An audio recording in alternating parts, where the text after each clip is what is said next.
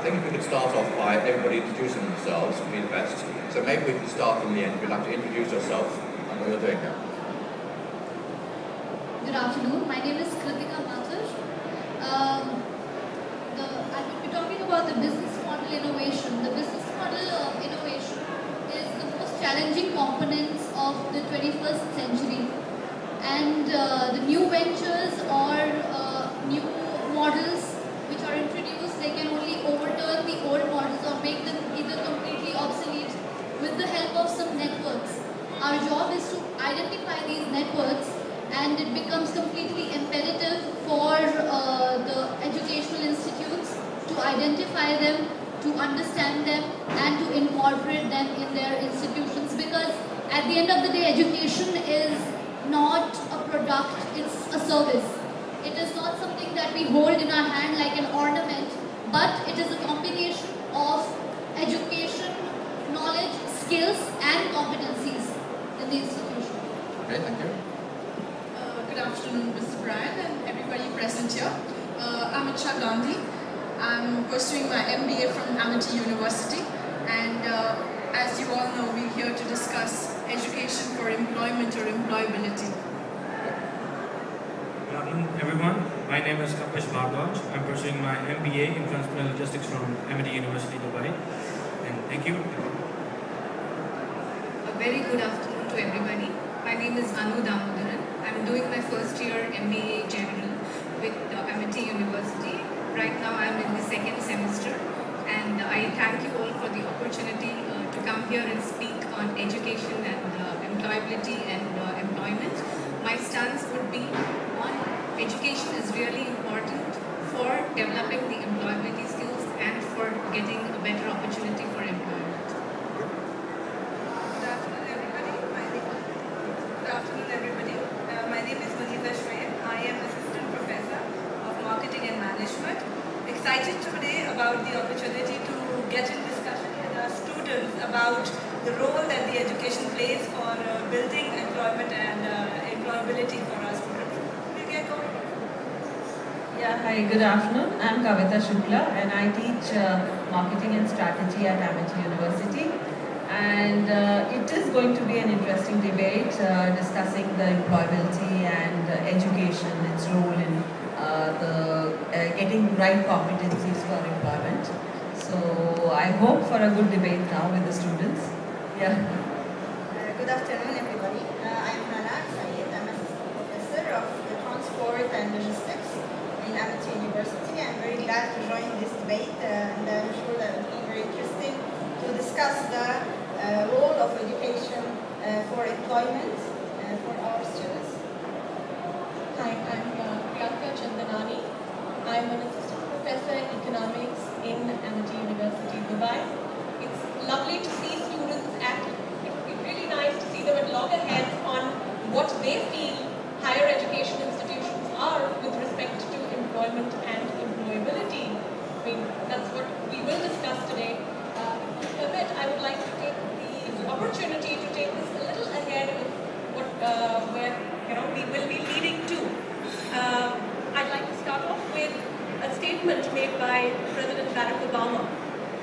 He says that with the changing economy, no one has lifetime employment, but community colleges provide lifetime employability. In fact, as educators today, our stance is going to be very similar to what President Barack Obama talks about, that how higher education institutions would be providing us with lifetime employability.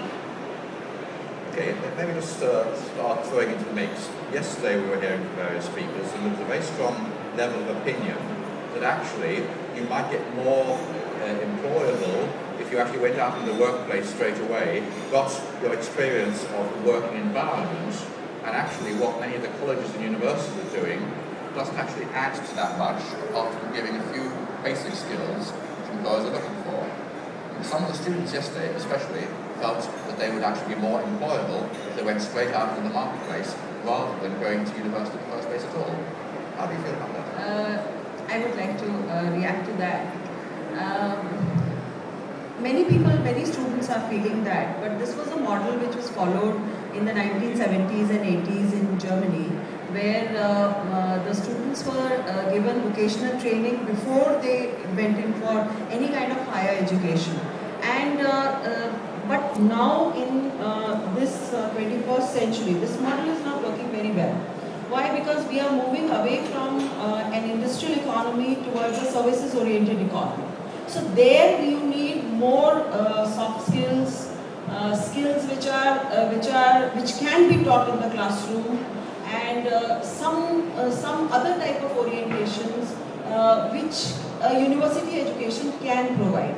So it is not, we cannot write off education, university education by all means. Okay. We actually need to basically identify what is employment and what is employability. Now when I'm talking about employment, it's not getting the job, right?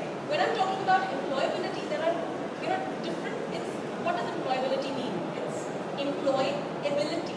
So the ability to get that job, which in itself actually incorporates three basic things that we talk about.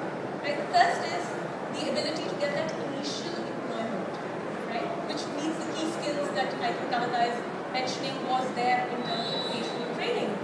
The second is the ability to maintain that employment or that initial job that you got and progress within the organization in terms of your changing roles and changing skill set that you gain with respect to that particular job. And the third thing that incorporates is the ability to seek new employment, which itself actually talks about, when we talk about higher education, the development of employability assets. Now, what Kavita is referring to here is employability assets and how they have changed over the years. Employability assets are firstly the knowledge, which is how the ability of what the student knows.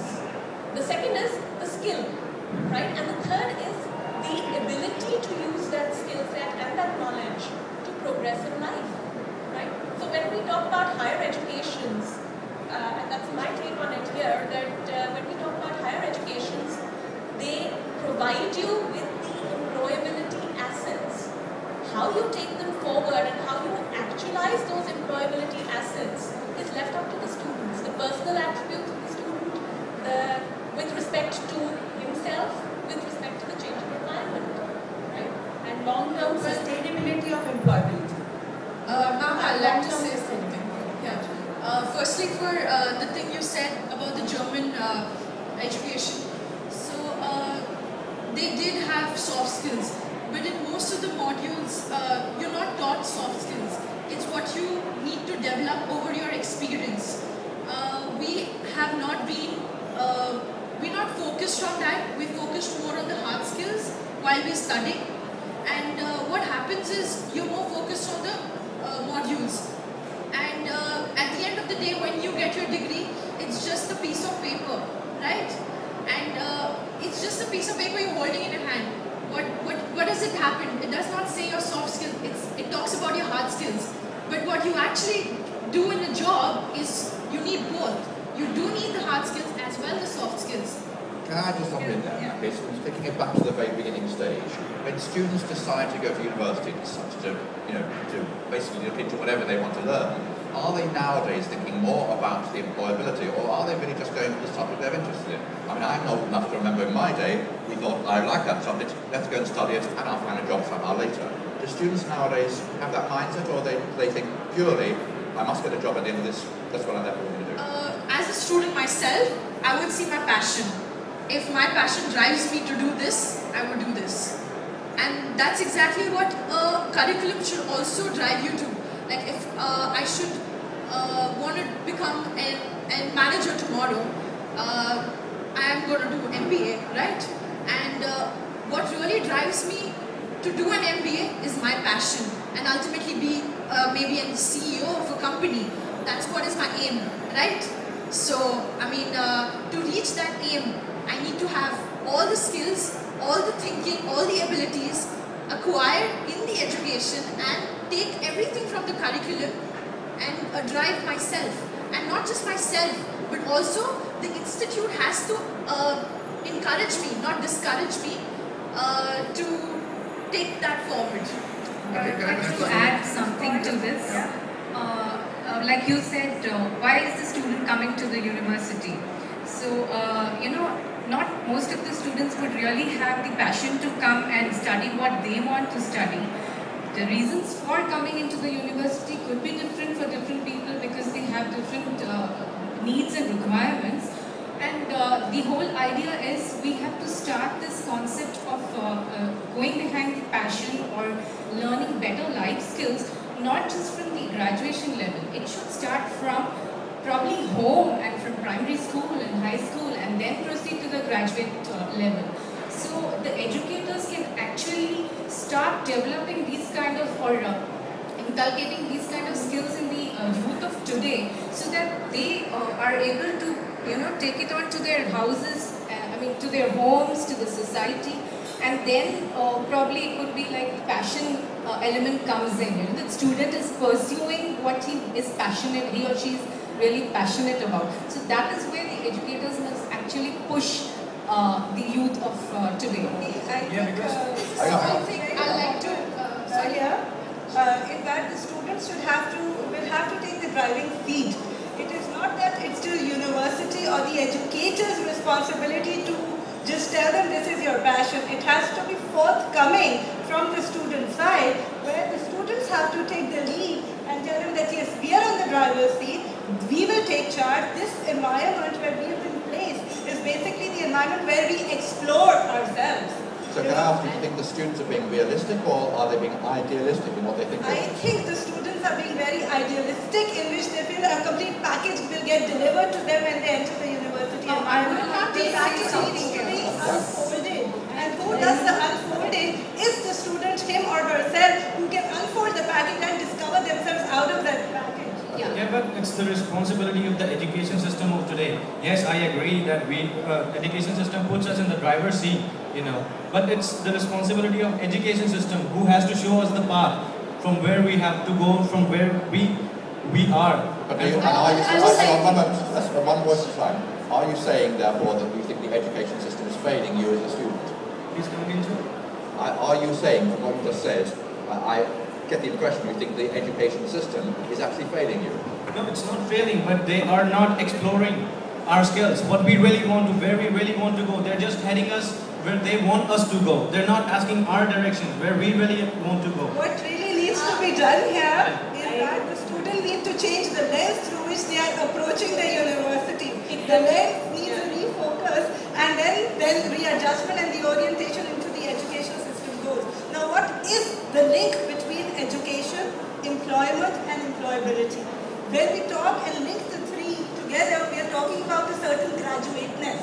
What is that graduateness? That graduateness is basically certain graduate attributes that we want the student to possess when they are market ready. Those graduate attributes get developed as an entire process that is an entire process of a outcome-based learning environment, which is the education system, which is based on theories, which is based on models, and which has been tested with time to produce certain outcomes. I would want to add on something here. Let me finish. Those outcomes would be based upon the cognitive development, the effective development, and the technical or the hard skill development that will enable them. But the readiness has to come from the student side. That are we receiving it in that way or not? Okay, Yota.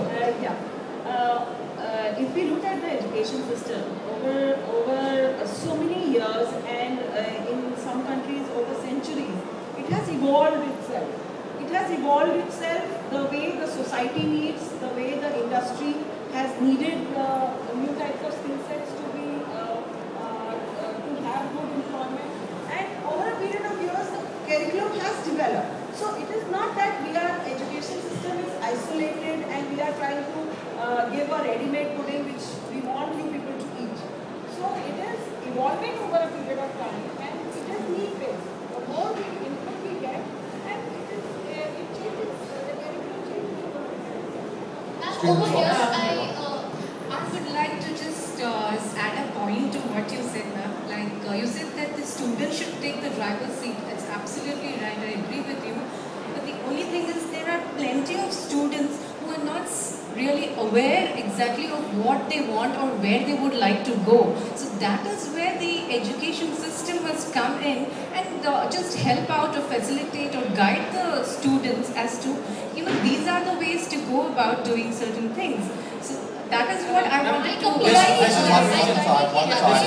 I completely agree with her. The role that we are talking about here of the educators is not just providing us with the content, the knowledge, but some of the knowledge, the employability skills that they should provide, like communication, technology, numeric, and all the skills that are that make us employable further, not just for the company or ventures, but also for, at the end of the day, for the social responsibility that we have. What she says is to think out of the box is what we should be doing, thinking out of the box is, it's quite important. And what like Munisa ma'am said, you can't be thinking in a structured way. You have to think in a different way. And that's not what your modules make you do. Modules is what makes you do is, okay, this is what is right, and this is what is right. You do need the right, but you need to be creative. And sometimes, in the structured way, your creativity is what gets killed. Okay, now This there's actually... There's an awful passion coming here, especially for students, okay? Let me ask the professors, are the students being naive? Just one thing to support what Munisa said and react to something that Kapish and Krishna are talking about. When we talk about higher education institutions, you have to understand that we are educators who are more as the facilitators of education. Okay? It's what we call a constructivist society that we align in when we talk about the education society today, the knowledge-based economy. So we can form the building blocks for you, but we cannot serve everything to you on the platter. You have to explore. For example, I'll just quote Durant here. He says, education is the progressive discovery of one's own ignorance. Right? So you have to make that progressive discovery. We can facilitate the process of that discovery and ensure that we cover up whatever the gaps are, but we cannot do it for you. You have to take, as she said, the driver's seat. I agree with you that you are the facilitators, but you are facilitating the same thing to every student, but every student is not the same. Every student is having a different question. When we say that, you have to understand that there are systems that are in place today. As she said, education has evolved. We talk about mentoring systems and so on. Right? So education is becoming personalized. We cannot say that it is not, but we have to take advantage of that personalization. Again, I'm coming back to it. The onus lies on the student to take advantage of that personalized system.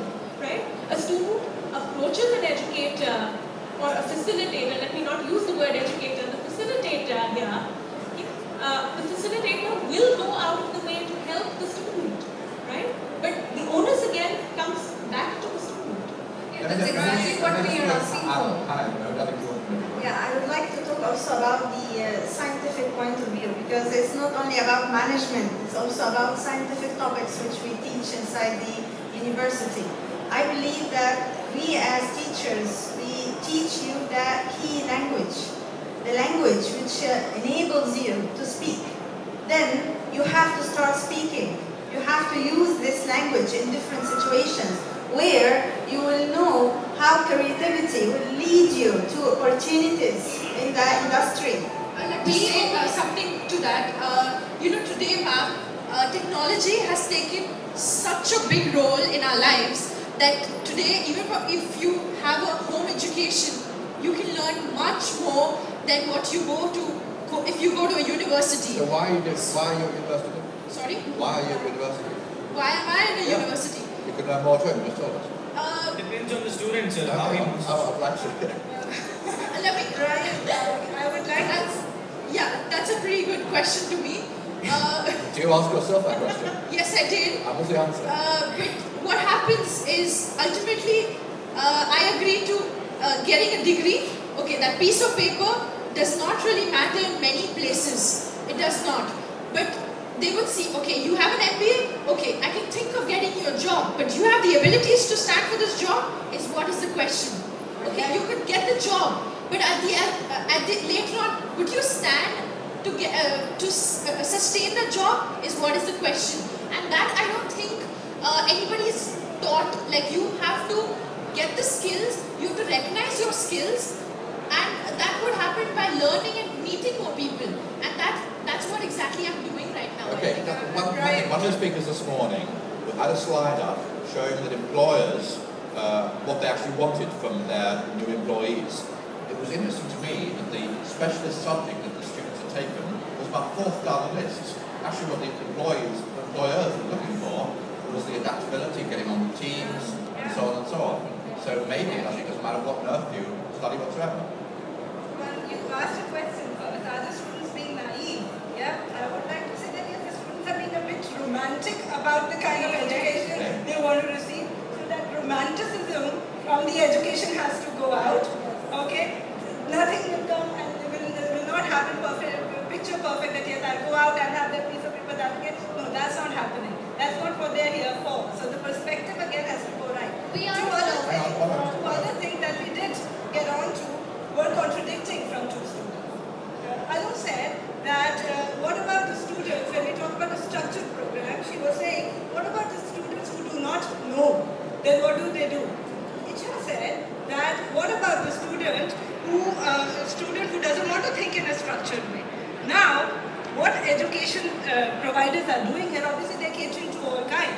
We're not catering to a specific kind of student who comes in this way. So what we are looking at is creating a total environment in which the student that Anu talked about gets to discover more and then choose, or even cater to the kind of student Isha talked about, where he comes with a certain set of pattern and is more inclined towards a certain idea, and we enable that as well. So when we talk about structuring is required, but to what levels and to what degrees of structuring we go to is the new models that we talk about, which the education system, which the education providers are working on evolving, where we do take them through a certain fixed pattern which is required for the Anu kind of students, and also the other kind of students who want to discover them, who are already fixed on a certain path. That's what the structure, but most important thing is we do have outcomes associated. Outcomes that what at the end of the day, at the end of the 2-year period or the end of the 4-year period, what we want them to take there. What we want them to take there is certainly, it's not something that you get at home. You can't get it at home. What you get at home is the knowledge, but that's not what you've come here for. Knowledge, if you want knowledge, only gets delivered to you on your laptops. I as a professor can't provide that much of knowledge that is available on those mediums. But what I can do, I can provide the experience. I can be the link between that knowledge and the industry. I can present to you the cases. I can present to you the discussions. But knowledge, I am not scooping knowledge. Knowledge is obsolete sometimes. Okay, actually, that's exactly what I was. Let me pause for breath for a second. It's interesting what you're saying there. I'd like to kind of quote a well-known expression in the UK, which is maybe a bit not most complimentary, but they often say that those who can do, those who can't teach. So let me ask the students, do you think you're expecting too much of your professors? The question here is not about if they're not able to provide us a particular education or not. We are asking a simple question that whatever the tech that they provide, is it adequate for the world outside? I agree with Muniza and what she said, that we have to go to educational institutes to get the degree for the education, but still in this point in time, why students are diverting from their fields, from their passions. Like one engineering student is doing an engineer, he has done his mechanical engineering, but still he's so confused that he's coming in a management school or a college and he's doing an MBA. And why is that happening? It's not about one student or 2 or 5 or 10, it's about hundreds and thousands of students who are doing this thing these days. Why are they? What's your answer? Why are they doing it? Because they're being let down by the system or what? Maybe because they were not focused on what they were supposed to do eventually, and then they discovered themselves. And the other thing... Hang on, let's just before we move on from there, to are you saying that therefore they've got a growing up process to go through, where they've got to discover themselves and actually what they're trying to get out of the system? No, so that is how the education system of today is, which is letting students go with the flow. Like they are doing MBA, it's excelling field, it's a very good field, let's go there, leave engineering. Okay, you're planning to say something. I just have a Hold on, small thing. please. I just wanted to say that the educators are really doing a wonderful job across the world. Thank you. Yes, actually they are doing, but how intensified it is, and how many of the universities or schools are actually doing what few of them are doing is, it's not adequate. So we as students are just requesting or, asking the government or the educators, the industrial, the people from the industry to kind of develop or change or bring about a diverse curriculum in the education system, where the student, apart from getting the content knowledge, he or she is getting trained and equipped with the kind of life skills or the employability skills or the kind of problem solving skills. So once the student has taken a step of coming to the university, so I think they've taken the right step, of coming and learning something, of wanting more of education. But the thing is, how do you apply the application of what is being given in the education system is what we want. We want some improvisations in that, some new techniques, some re-engineering of the education system. I would just like to go back a small thing before it gets too late. I'd like to go back to what Vanessa ma'am said. She says you need the curriculum, right? What about the school dropouts and the college dropouts? What about them? They've been so successful, right? Why do you use an Apple? Steve Jobs was a dropout. Let me get to that. I'd like to react to both of you together in that way. Yeah, one, Steve Jobs and all that we talk about, the success, the wonderful success stories that we talk about, who were school dropouts, were aberrations in the system. They were exceptions to the rule, right? Otherwise, why would Steve Jobs go and give such a huge amount of funding to education? Yeah, they work towards funding education. Why? Because they were aberrations, and they know that these exceptions do not happen every day. True, right? Also, I'll tell you one thing, ma'am, they knew what they wanted to do. Like Mark Zuckerberg, he knew he wanted Facebook, right? He started it in his own university, and then he went on to make it big. But he didn't right? know it was going to be, did he? He had no idea when it started, it was going to be that big. And did somebody teach him or tell him that, you know what, you will be successful in this particular field? Let me get back to what she was saying. When we are talking of each of these things, we do not say that it's a one-time thing and this is what the curriculum is and this is what it will be in the future, right? From what it was, it created what is today. From what it is today, it will not be same tomorrow. It's a constant readaptation, but the bottom line of all of it remains unchanged. We teach the student or equip the student with a constant reskilling that he needs to do or she needs to do with respect to the changing environment.